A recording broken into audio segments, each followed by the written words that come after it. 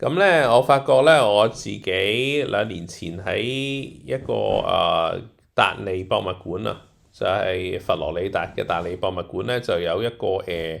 係網上嘅 contest 啦，即係網上嘅比賽啦，就入咗圍嘅。咁我發覺原來我自己係冇做嗰個視像記錄嘅，咁所以咧而家就做翻。咁我就喺 Google 嗰度 search 翻自己啦。嗰次咧就係我係用 Jack Soul 嗰個名咧去參賽嘅，咁啊就所以 search 翻 Jack Soul 啦，達利博物館，咁啊就係呢個啦，呢、一個